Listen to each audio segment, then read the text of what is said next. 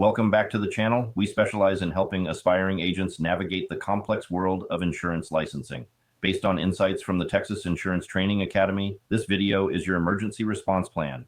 We aren't just going to give you generic advice like study harder. We are going to analyze why people fail, how to read your diagnostic report, and the specific strategic changes you need to make to your study habits. We will cover the mechanics of rescheduling with Pearson VUE and the mental shift required to walk back into that testing center with confidence. Let's get your license back on track. First, let's look at the numbers so you stop beating yourself up. The insurance licensing exam, whether it's for general lines property and casualty or life and health, is designed to be difficult. It is not a test of your intelligence. It is a test of your ability to interpret complex regulatory language. Statistics show that first-time pass rates often hover around 50 to 60%. That means in a room of 10 people, 4 or 5 of them are walking out with the same result you did. This is a barrier to entry that ensures agents are knowledgeable, but it also means that failing is statistically normal.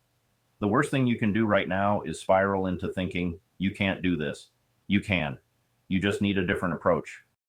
When you left the testing center, the proctor handed you a piece of paper. Do not throw this away. This is your diagnostic report, and it is the most valuable tool you have right now.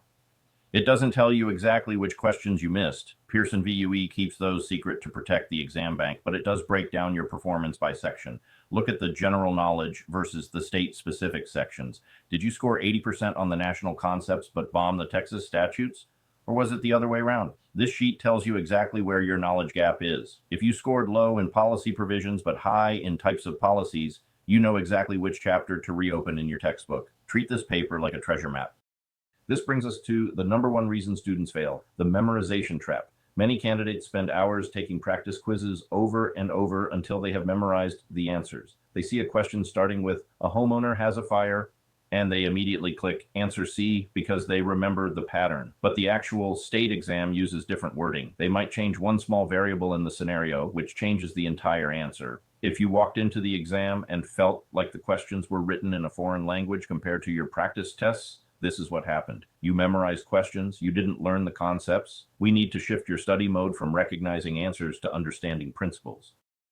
Let's talk about the specific syntax of the exam questions. The insurance exam is notorious for questions that end with the word except or not in all caps. For example, all of the following are exclusions in a standard fire policy except. When you are nervous and rushing, your brain skips that last word. You read exclusions, you see the first answer is an exclusion, and you click it. But you just selected the wrong answer because you found the truth, not the lie. You have to slow down. Read every single word of the question, and then read every single answer choice before making a decision. In your next attempt, treat every question like a legal document. Speed is the enemy of accuracy here.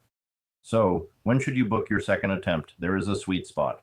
If you retest tomorrow, you haven't given yourself time to fix your knowledge gaps. But if you wait a month, you will start forgetting the things you actually did know. The general recommendation from experts at the Texas Insurance Training Academy is to schedule your retake for 3 to 7 days after your failure. This keeps the information fresh, but gives you a solid week to deep dive into those weak areas identified on your score report. Do not wait until you feel perfect. You will never feel 100% ready. Book the exam to create a deadline which forces you to study with urgency. For this next week of study, we need to change your tactics. Passive reading is out, active recall is in. Instead of just rereading chapter 4, try to teach chapter 4 to an imaginary student or your cat or a mirror. Explain the concept of indemnity or subrogation out loud in your own words. If you stumble and can't explain it simply, you don't know it yet. Go back to your course materials, whether you used an online course or a textbook, and focus heavily on the why. Why is this excluded? Why is the limit set at this amount? When you understand the why, the trick wording on the exam stops working on you.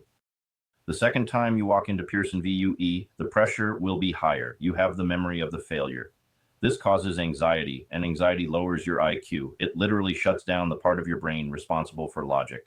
To combat this, you need a pre-game ritual. Arrive early, but don't cram in the parking lot. That last-minute cramming just scrambles your short-term memory. Instead, sit in your car, close your eyes, and visualize the screen saying, pass. Remind yourself that you have seen the beast, and it wasn't that scary. You just weren't prepared for its tricks. Now you are. Confidence is half the battle.